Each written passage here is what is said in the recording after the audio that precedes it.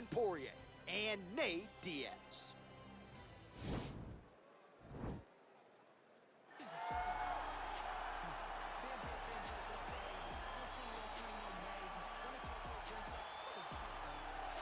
All right, get out your 209 tattoos, folks. Here he is, Neyt Diaz, one of the biggest superstars in all of mixed martial arts. It's amazing to think where he could have taken his star power if he was in a regular cycle competing every 3 months. Yes, if he fought as regularly as most guys, his star power would be even bigger. But Neyt Diaz moves at his own pace. A phenomenal striker and a great jiu-jitsu tacticianer. You fall into Neyt Diaz's guard, you will get submitted, as he's shown on a number of occasions. A fantastic fighter. Welcome back, Neyt Diaz. You're not going to out-cardio these Diaz brothers. You're not going to out-tough Neyt Diaz. And once again, he is facing top competition here tonight. We'll see how it goes for Neyt Diaz here in his UFC return.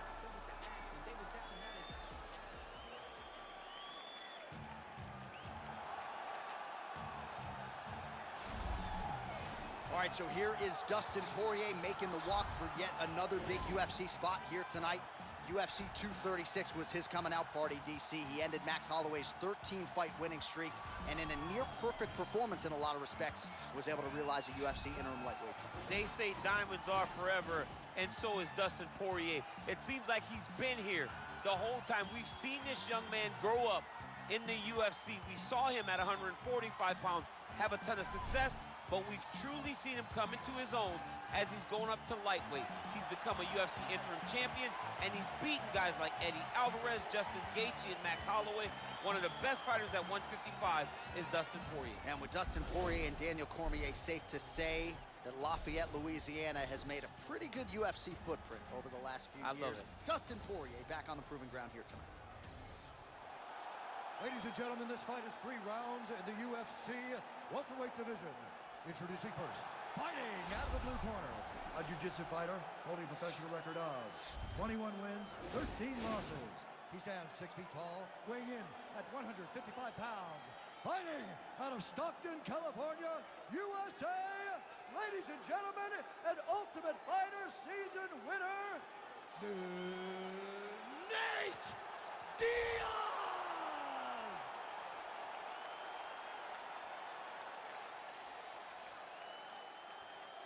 And now introducing his opponent, fighting out of the red corner, a boxer holding a professional record of 28 wins, 6 losses, and 1 no contest.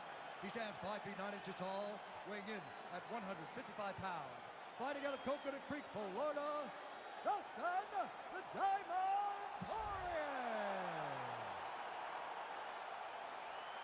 And when the action begins, our referee in charge of the octagon is Yves Lavigne. The veteran Yves Lavigne draws the assignment here. You ready?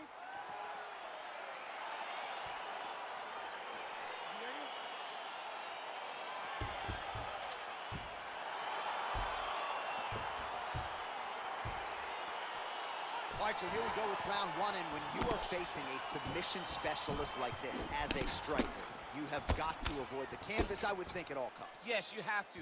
And if the striker gets taken down, he needs to make sure the only thought is to get back to his feet quickly. Whether the submissionist goes to his back or is on top, you've got to make plan number 1, getting back standing and getting back to your space. If not, you're going to find yourself tapping and really wondering why. Why did I not engage him in this game? Look at you dropping a submissionist on us, huh? Ah, it's crazy. Oh, nice land there with the punch. You see, he's taking advantage of what is an obvious edge and reach. Big, powerful punch lands. Now he gets back to range. Well, perhaps a sign of things to come as he lands a kick there. Nice kick landed by this gentleman. Well, now if you're the opponent, you really got to be careful as Diaz is able to find a home for that right hand yet again. When Diaz starts landing the right hand, you have got to stay firm. You have got to dig your heels in the ground and say, no way you're going to just run me over. Easier said than done when you're facing Nathan Diaz. A swing and a miss by Diaz. Big power shot there.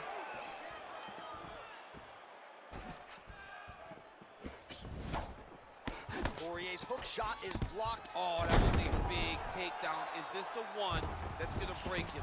He got his foot on the hip, and now he's throwing up a triangle attempt. He's going to try to move his left arm across to get pressure on the choke. Oh, now he's in trouble.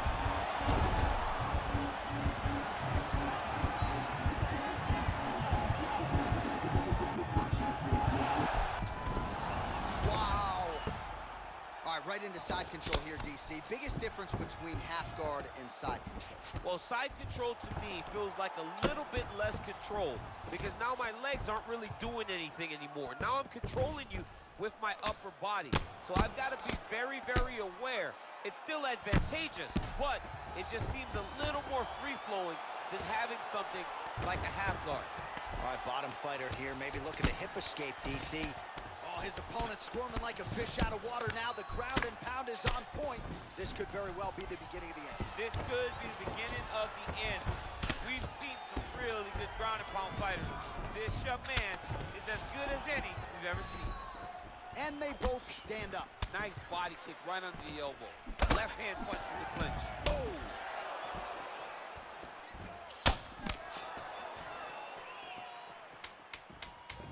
Big punch lands over the top. How's he gonna follow this one up? Beautiful. Round two coming up next.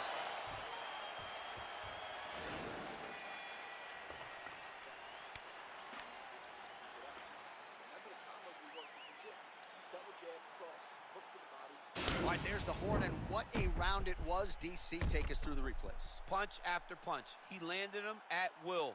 He went right at his opponent, got in his face, and showed this is my octagon. We are going to dance to the beat of my tune. All right, second round now underway. I'm no analyst, but a little bit of a feeling out process there in round one. And that's a part of being in the octagon with someone that's so skilled. You cannot just go after him guns a-blazing. Both of these young men are trying to find the right moment to attack. All right, so a good job by him here. He continues to block these shots. Seems to see them coming a mile away. He sees them coming a mile away, and he's blocking, he's rolling, he's slipping. He's doing a great job. Oh, nice connection by him there with the right hand. The right hand is the dominant hand, and you can see how well he throws it. Well, he's been pretty accurate tonight. He's landed some significant strikes, but his corner's looking for him to mix it up a little bit more and just throw more volume. Because they don't see too much of a threat. Wow. And this might just be a matter of time. Oh, nice.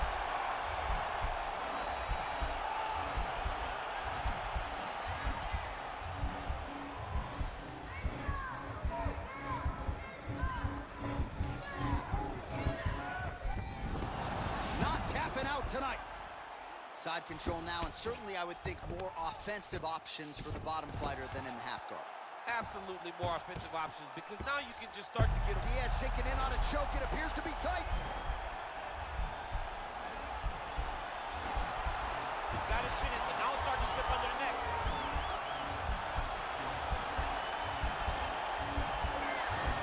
Why is he not recognizing this right now? He's got to recognize this is dangerous. This is a dangerous position. It's in there deep. There you go. Wow. All right, has the guard closed here. All right, he's very comfortable fighting off his back, DC. Now looks like he's trying to hip escape. Yeah, he's trying to hip escape or maybe look for a Kimura here. Diaz gets up. He is back on the feet here. 37 total strikes have landed for Dastin Porье. Well, not the most efficient effort today. The numbers landing with 34% accuracy thus far against Neyt Diaz. Well, DC, headgear's not allowed, but he has raised the hands, and he's doing a nice job protecting the dome. He's doing a great job of blocking his head. A lot of times, those shots to the head will knock you out. Not this time. This guy's making sure nothing lands. Man, as he landed a high volume of strikes here in round two, definitely picking up the pace after round one. So he got the message from the corner, and now he is taking control of this second round. And now he's hurt. That's one of those shots that if you take one of them, if you end the night, that one landed right on the spot. 30 seconds to go. The right hand just misses. All right, he'll engage in a single collar tie. Great punch. Poirier's knee attempt here looked like a good one, but it gets blocked.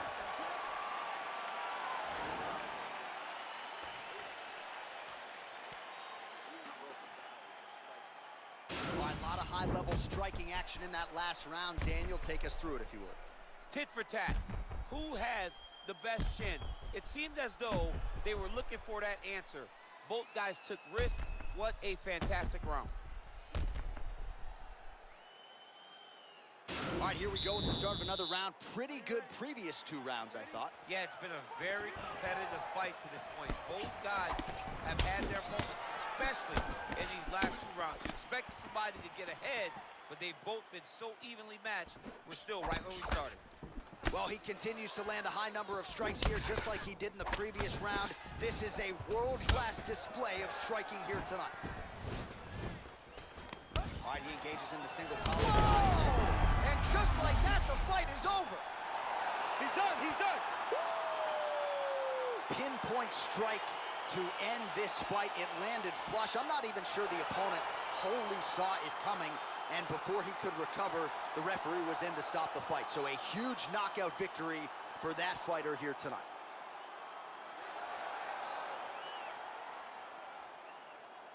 All right, let's get you some replays now. Certainly a lot for our replay guys to work with in the truck. This was a clinic tonight in terms of mixed martial arts acumen in every realm of the game. A full-on display of all of his skills. He did everything in this championship-winning performance. He used his wrestling. He used his elbows. He used his pace and pressure to really wear down his opponent so that he can get his hand raised.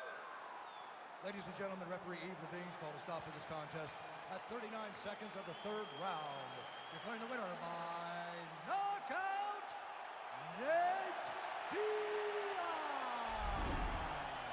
Well, there will be no shutting that smile off tonight. The celebration is on as he gets a huge win by knockout tonight. I got to think there are a few better feelings in the world than walking into an octagon and candidly knocking another man out cold. Yeah, you shut a person's lights off, man. There's nothing like it. Now, I understand a lot of times we hope for the knockout, but he was never hopeful. He was sure that he would get it done, and he did exactly that. Congrats.